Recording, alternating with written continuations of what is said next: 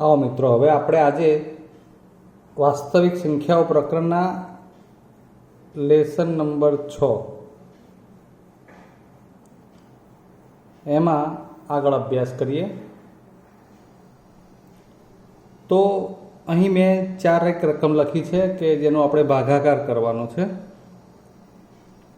5 भाग्या 2 2 5 2 दू 4 1 दशांश मूकी अने शून्य उतारीए 2 पंचा 10। आ जवाब आव्यो 2.5। 11 भाग्या 5 5 दू 10 1 वधे पॉइंट दशांश मूकी अने शून्य उतारीए 2 पंचा 10 2.5। 16 भाग्या 3 3 पंचा 15 1 वधे भाग ना चाले एटले दशांश मूकी शून्य उतारीए 3 तरी 9 1 वधे 0 3 तरी 9।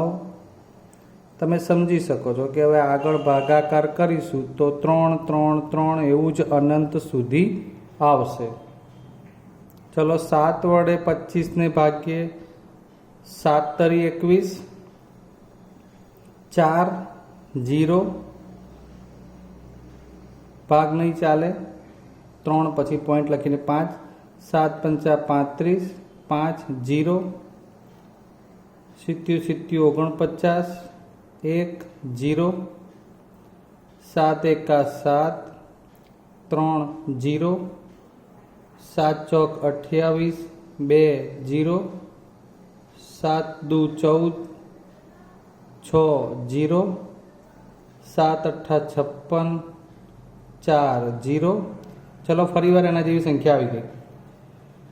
ओके, એટલે હવે આગળ એ જ રીતે ભાગ ચાલશે કે ભાઈ हजू तमारे 7 पंचा 35 એટલે પછી 5 આવે 7 આવે 1 4 2 8।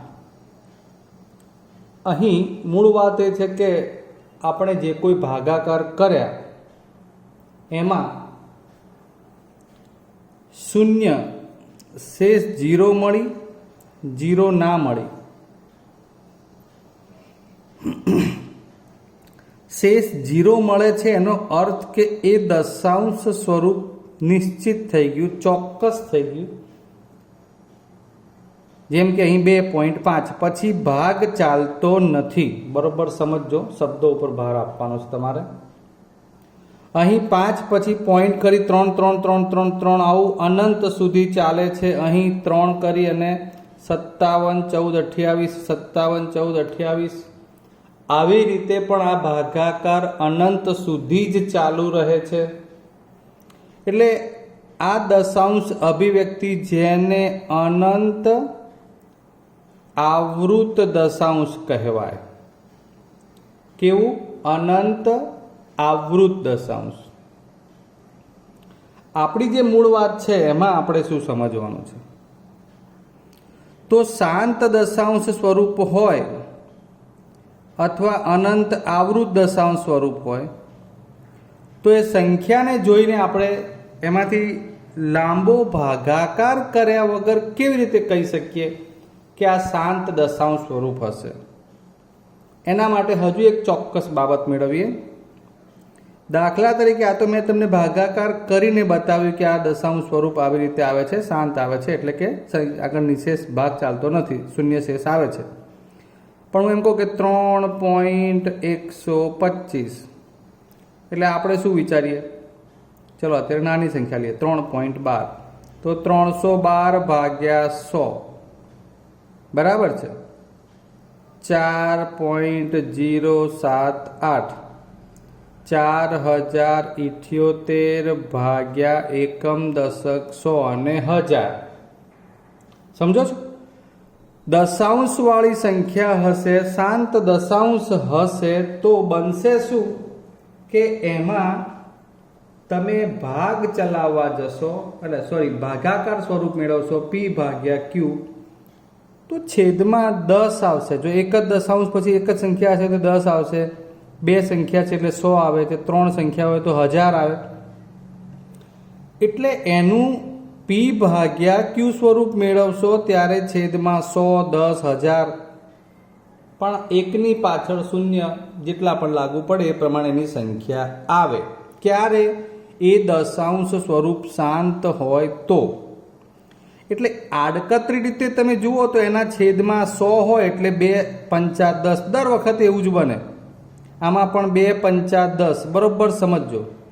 આ 10 ગુણ્યા 10 એટલે 2 વાર થાય, તો એના અવયવ વિચારો તો 10 એટલે 2, 10 ગુણ્યા 10 કરો એટલે 1 10ના અવયવ 2 ગુણ્યા 5 એટલે પાછા ફરી બીજા 10ના અવયવ 2 ગુણ્યા 5 એટલે 2 ની 2 ઘાત અને 5 ની 2 ઘાત આવા અવયવ થાય. 10 10 2 વાર થાય, સમજો. 1 10 હોય તો એના અવયવ 2 અને 5, 2 પંચા 10 થતા હોય. સમજાય છે? એક વખત 10 હોય તો કેટલા? 2 પંચા 10 એટલે એક બગડો ને એક પાંચડો આવે, એટલે 2 વખત 10 થતા હોય તો 2 બગડા ને 2 પાંચડા. જો અહીંયા 10 10 10 કેટલી વાર થાય? 3 વખત થાય એટલે 1000 થાય, તો 3 બગડા 3 પાંચડા. પણ ગમે તેવડી મોટી દશાંશવાળી સંખ્યા હોય એના છેદમાં 100, 1000, 10,000, લાખ એવી જ સંખ્યા આવે, અને માટે એનો છેદ કે જેમાં અવિભાજ્ય અવયવ તરીકે કાં તો બગડો હોય કાં તો પાંચડો હોય. ખાસ સમજો કે આ બગડો અને પાંચડો બંને હોય. એટલા માટે મેં આ સંખ્યા લઈને બતાવી હતી. આ બગડાવાળી સંખ્યા લઈને બતાવી. છેદમાં 2 હોય તોય દશાંશ સ્વરૂપ શાંત આવે, છેદમાં માત્ર 5 હોય તોય દશાંશ સ્વરૂપ શાંત આવે, બગડો અને પાંચડો બંને હોય તો પણ દશાંશ સ્વરૂપ શાંત આવે. એ સિવાયનો કોઈ પણ અવિભાજ્ય અવયવ છેદમાં રહેતો હોય, સાદરૂપ આપ્યા પછી P ભાગ્યા Q નું, તો એ દશાંશ સ્વરૂપ શાંત ન જ હોય, જે અનંત આવૃત હોય. હવે આ બાબતને આપણે તમારા પુસ્તકના અભ્યાસક્રમમાં પ્રમેય પ્રમાણે જોઈએ. તો પહેલી વાત અહીંયા ટાઇટલ આપણી છે તે પ્રમાણે દરેક સમય સંખ્યાઓ અને તેના દશાંશ નિરૂપણનું પુનરાવર્તન શાંત અથવા અનંત આવૃત હોય. બરાબર છે? સમય સંખ્યાનો તમે ભાગાકાર કરીને જવાબ મેળવશો P ભાગ્યા Q સ્વરૂપમાંથી, તો કેવો મળશે? કાં એ શાંત હશે એટલે કે એમાં શેષ 0 આવશે, કાં શેષ 0 નહીં આવે તો એ અનંત આવૃત હશે. આ બધા પ્રશ્નોના જવાબ ટૂંકા પ્રશ્નોમાં પણ કામમાં આવશે. જેમ કે શાંત દશાંશ હોય તો આ તમને ખાલી મેં ઉદાહરણ આપ્યા છે. 0.5, 0.715, 2.01, 4.005, 11.2345, 101 પોઈન્ટ સમથિંગ. આ બધી શાંત દશાંશ સંખ્યા છે. એ તમે લખેલી હોય તો તમારે એમાંથી ખબર પડવી જોઈએ. તમને પૂછવામાં આવે કે નીચે પૈકી ખાલી જગ્યા સંખ્યા અનંત આવૃત છે, ખાલી જગ્યા એ શાંત છે, તો એમાંથી તમને ઓળખ કરતા આવડે એટલા માટે ઉદાહરણ છે. હવે આપણે અનંત આવૃત સંખ્યા જોઈએ.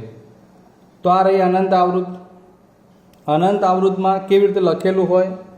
તો અનંત આવૃતમાં દાખલા તરીકે 0.7 ની ઉપર 12, બસ ફિક્સ જ છે. તમને આ ખબર જ છે હવે કે છે આ સમય સંખ્યા. સમયના પેટા પ્રકારમાં દશાંશ અભિવ્યક્તિ પ્રમાણે પૂછવામાં આવે તો અનંત આવૃત. એવી રીતે આ પણ અનંત આવૃત, અનંત આવૃત, અનંત આવૃત, આવડી મોટી સંખ્યા પછી ડેશ ડેશ ડેશ કર્યું છે.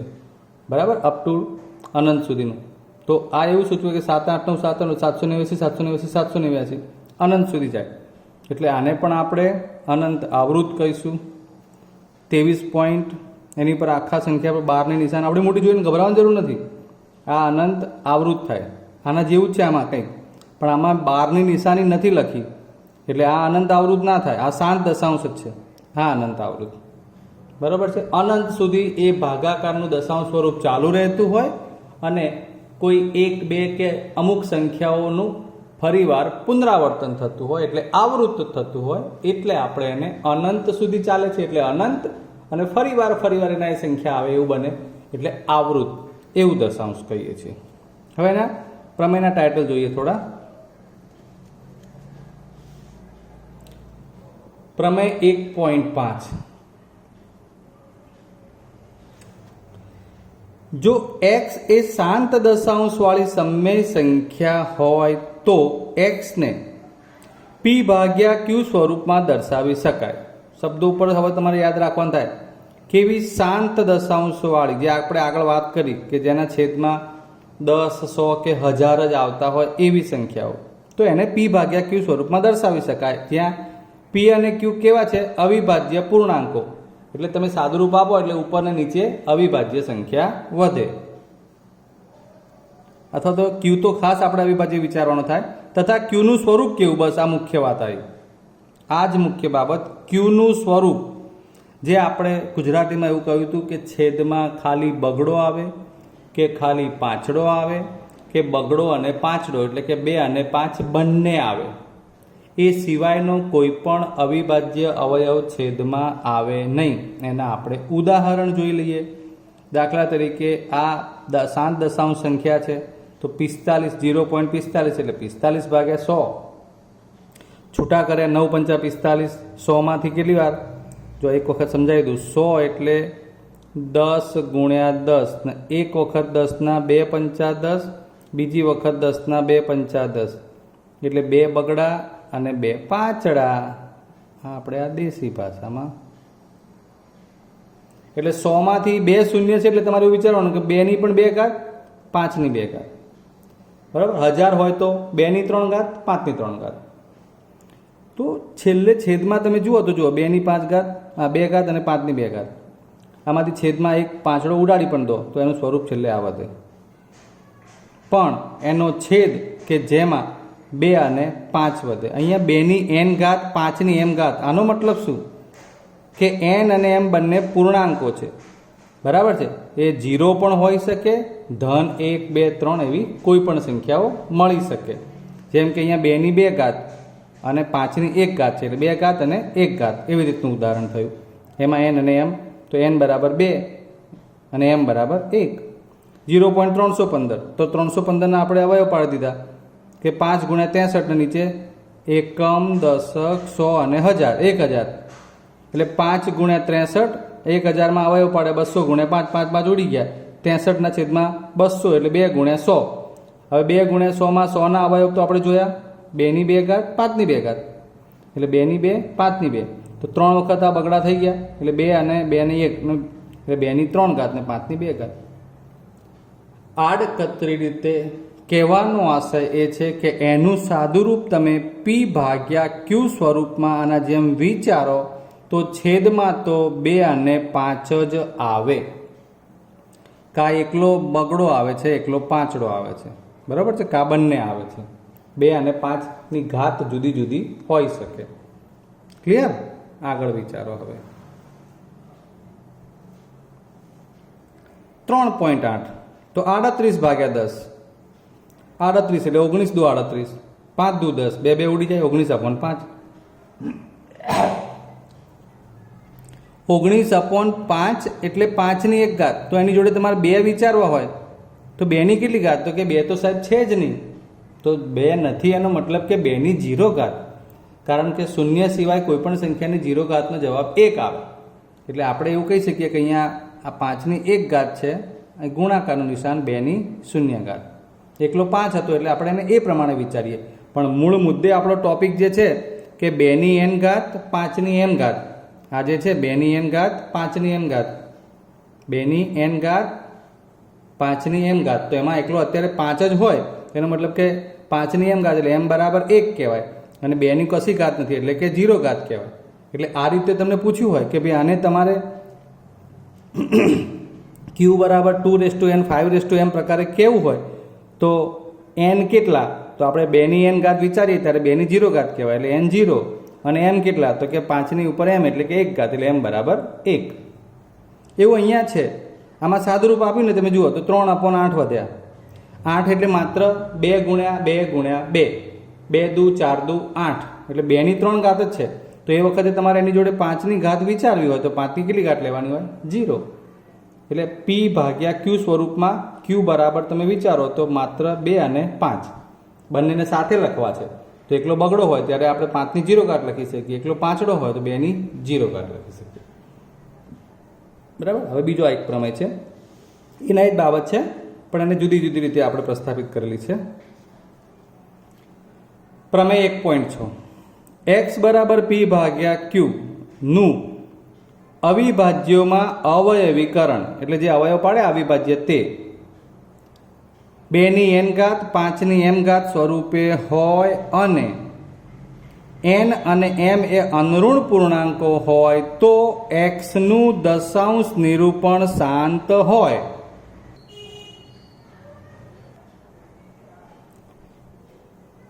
હવે x નું દશાંશ નિરૂપણ શાંત, અહીંયા ઉલટી વાત કરી છે કે p ભાગ્યા q સ્વરૂપમાં જો છેદ 2ની n ઘાત અને 5ની m ઘાત પ્રકારનો મળે તો એ જેનો જવાબ આવે એનું દશાંશ સ્વરૂપમાં તમે રૂપાંતરણ કરો તો એ શાંત દશાંશ જ બને.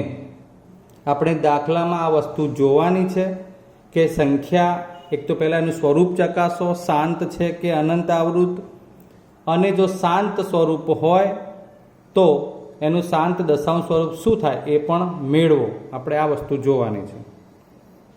એટલે જુઓ, દાખલા તરીકે 3/16 ભાગાકાર કર્યા વગર, લાંબો ભાગાકાર કર્યા વગર આપણે ચેક કરવું છે. લાંબો એટલે મેં તમને શરૂઆતમાં જે બતાવ્યો, આપણે જે અત્યાર સુધી કરતા આવ્યા એ પ્રમાણે, તો એવું કર્યા વગર આપણે ચેક કર્યું કે આ શાંત દશાંશ છે કે નહીં. તો 3/16 જેમાં 16 એટલે 2ની કેટલી ઘાત, 2 દુ 4 દુ 8 દુ 16, તો 2ની 4 ઘાત. હવે 2ની 4 ઘાત જોડે તમને હવે પૂછ્યું છે શું કે એનું શાંત દશાંશમાં રૂપાંતરણ કરવું છે. તો મૂળ મુદ્દે શું છે કે છેદમાં જેટલી 2ની ઘાત હોય એટલી 5ની ઘાત થવી જોઈએ. તો 2ની 4 ઘાત છે, 5ની પણ એની જોડે કેટલી ઘાત કરીએ તો 4 ઘાત કરવી પડે, જેથી કરીને 2 અને 5 એટલે ગુણાકારમાં 10ની 4 ઘાત થઈ જાય. છેદ છે ને એમાં 10ની ઘાત બનવી જોઈએ. તમે સમજો છો કે છેદમાં 100 હોય, 1000 હોય, 10,000 હોય તો એમાં 10ની જ ઘાત બનતી હોય, એટલા માટે તો એ શાંત દશાંશ બન્યું હોય. એટલે આપણો પ્રયત્ન કેવો હોય કે છેદમાં જેમ અહીં માત્ર બગડો જ છે તો 2ની 5 ઘાત છે, બરાબર છે. હવે 2ની 5 ઘાત છે એટલે 5 દુ 10 કરવા માટે 5ની પણ એટલી ને એટલી ઘાત જોઈએ. એટલે આપણે એ 5ની 4 ઘાત વડે નીચે છેદમાં ગુણ્યું એટલે અંશમાં પણ ગુણવું પડે. તો હવે તમને ખબર જ છે. એટલે 5ની 4 ઘાત ગુણ્યા 3 કરશો એટલે 1875 આવશે. અને નીચે 2 અને 5 બરાબર બંનેની 4 ઘાત થાય એટલે 10ની 4 ઘાત થાય, એટલે મતલબ કે 1 2 3 અને 4, 10ની 4 ઘાત એટલે અહીંયા આગળ 10,000 જેટલી ઘાત હોય 10ની ઉપર એટલા મીંડા આવે એકની પાછળ. એટલે એ પ્રમાણે તમે એનું દશાંશ સ્વરૂપ વિચારો તો એકમ, દશક, 100, 1000, 10,000, એકમ, દશક, 100, 1000 અને 10,000. એમ બધા દાખલામાં તમે જોશો ને મિત્રો તો જુઓ 13/125 છે. અહીં તમને 125 એટલે 5ની 3 ઘાત જોવા મળશે છેદમાં. એટલે 5ની 3 ઘાત જોડે 2ની 3 ઘાત જોઈએ તો જ 5 દુ 10ની 3 ઘાત થાય. એટલે આપણે અહીં 2ની 3 ઘાત વડે ઉપર નીચે ગુણ્યું, બરાબર છે. આડકતરી રીતે આપણે છેદને શાંત દશાંશમાં ફેરવવો હોય, એટલે કે એનું ચોક્કસ સ્વરૂપ જે ફાઇનલ લાવવું હોય એ શાંત દશાંશ લાવવું હોય તો છેદમાં 10ની ઘાતમાં રૂપાંતરણ કરવું પડે. અને 10ની ઘાતમાં રૂપાંતરણ કરવા માટે કાં એકલા 2 હોય તો 2ની જેટલી ઘાત હોય એટલી 5ની ઘાત બનાવવી પડે, માત્ર 5 હોય તો 5ની જેટલી ઘાત હોય એટલી જોડે 2ની ઘાત બનવી જોઈએ. ક્લિયર? એટલે અહીંયા આગળ એવું ઉદાહરણ લીધું છે કે જેમાં 5ની 3 ઘાત છે, જોડે 2ની 3 ઘાત વડે ઉપર નીચે ગુણ્યું. હજુ આપણે દાખલામાં જોવાના છીએ. અહીં 50 હતા છેદમાં, જુઓ 29/50, તો 50 એટલે 25 દુ 50, 25ના અવયવમાં 5ની 2 ઘાત આવી જાય, પછી વધે બગડો એકલો જ. એનો મતલબ કે હવે અહીં 5ની 2 ઘાત જોડે 2ની 2 ઘાતની જરૂર છે. આ 2ની 2 ઘાત માટે 2ની 1 ઘાત તો છે જ, તો એક જ વખત બગડો ખાલી ગુણવો પડે. એનો મતલબ કે અહીં 2ની 2 ઘાત મેં સળંગ બતાવી દીધી, એટલે 2ની 2 ઘાત થઈ ગઈ. એનો મતલબ કે એક વખત 2 વડે ગુણ્યા છે, એટલે 2 વડે ઉપર પણ ગુણ્યા.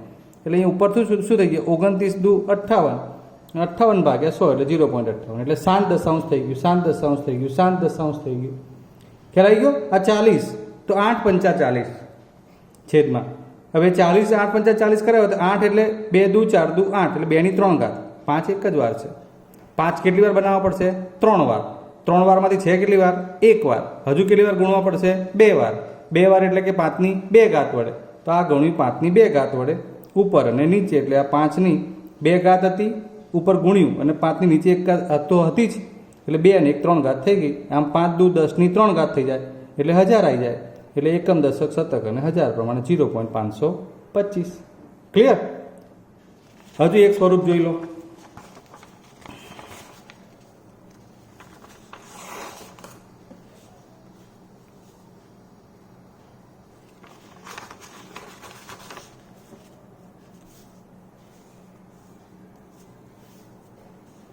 જુઓ, આમાં હવે પ્રમેય 1.7 પ્રમાણે એકને એક બાબત જ છે મિત્રો.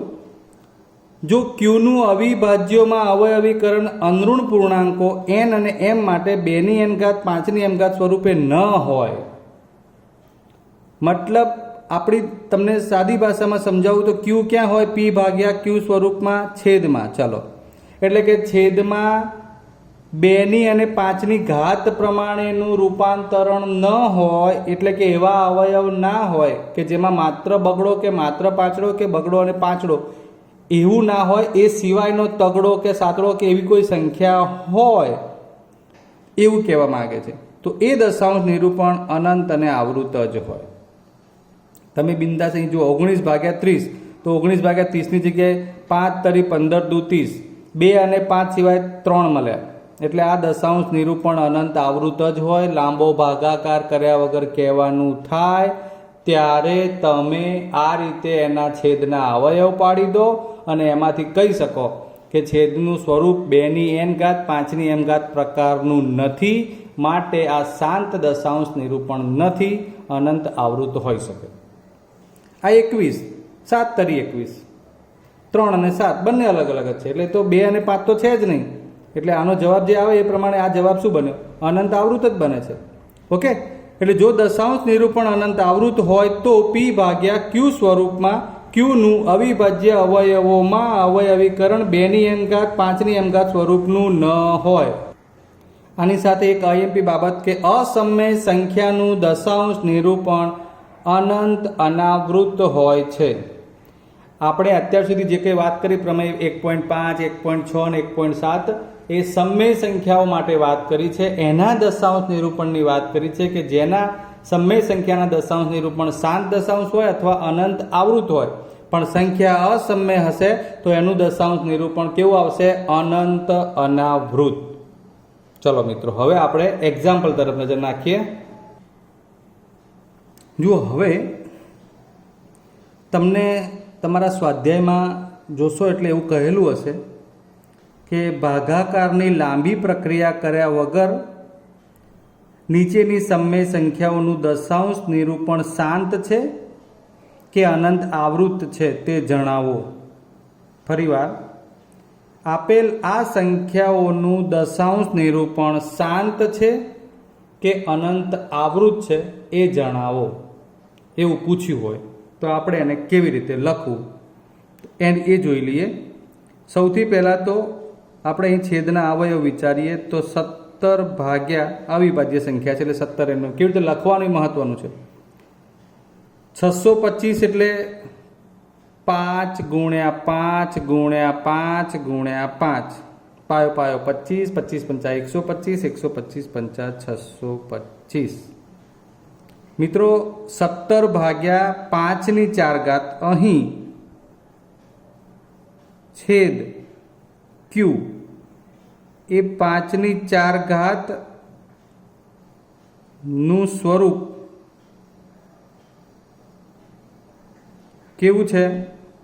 તો કે 2ની n ઘાત 5ની m ઘાત, કે જ્યાં 2 નથી એટલે n બરાબર 0 છે અને m બરાબર 5 પ્રકારનું છે.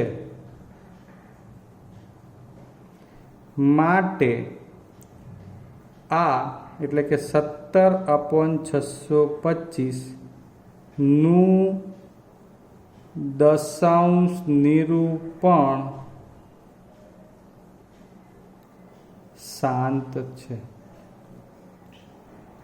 ફરીવાર જોઈ લઈએ. દશાંશ નિરૂપણ ભાગાકારની લાંબી પ્રક્રિયા વગર ચેક કરવું હોય તો સૌથી પહેલાં અંશ અને છેદમાં અવયવો વિચારવાના. અંશમાં 17 છે એટલે અવિભાજ્ય એમને એમ રહેશે. 625માં 5ની 4 ઘાતમાં રૂપાંતરણ કર્યું. આ સિવાય જે કોઈ પણ અવયવ આવતા હોય તે આપણે જોઈશું આગળ. એટલે છેદને આપણે ક્યુ કયો છે. ક્યુમાં એનું જે સ્વરૂપ મળ્યું એ કેવું મળ્યું કે 5ની 4 ઘાત પ્રકારનું. એટલે 5ની 4 ઘાતને તમે 2ની n ઘાત અને 5ની m ઘાતની જોડે સરખાવો. માત્ર આ સમજણ માટે લખું છું. તો અહીં 2 તો છે નહીં એટલે 2ની n ઘાત એટલે 2ની 0 ઘાત એટલે n બરાબર 0.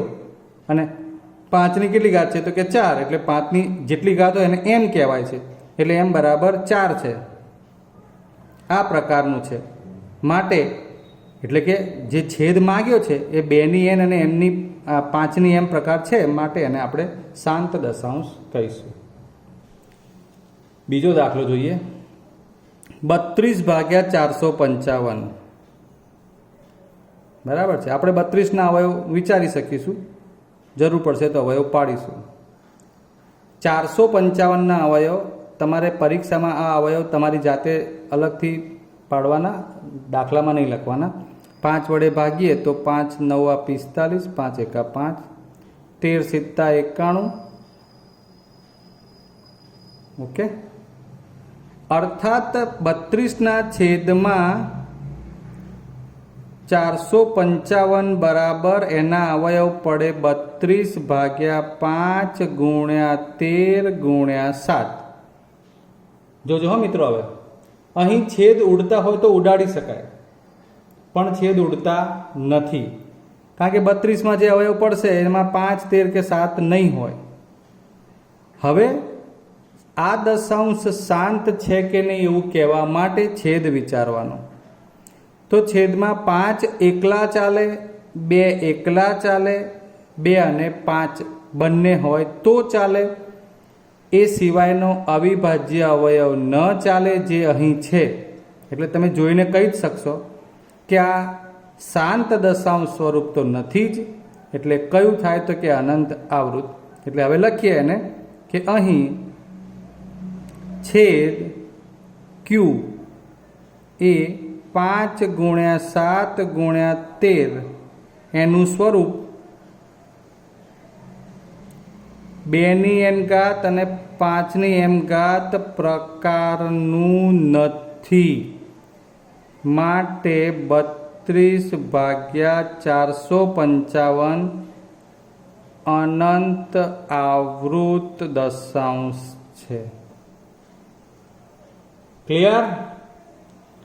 હાઉ ટુ રાઇટ, કેવી રીતે પરીક્ષામાં દાખલો લખવો એ મહત્વનું છે. સમજણ તમને પડી ગઈ હોય છતાંય તમારે લખવું કેવી રીતે.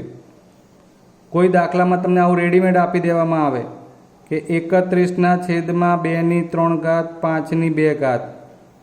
તો સીધું લખવાનું કે અહીં ક્યુ 2ની 3 ઘાત 5ની 2 ઘાત નું સ્વરૂપ 2ની n ઘાત 5ની m ઘાત કે જ્યાં n એટલે બગડાવાળી ઘાત 3 અને m બરાબર 2 નું સ્વરૂપ ક્યુ આ પ્રકારનું છે. માટે 31/2 ઘન 5 વર્ગ શાંત દશાંશ છે.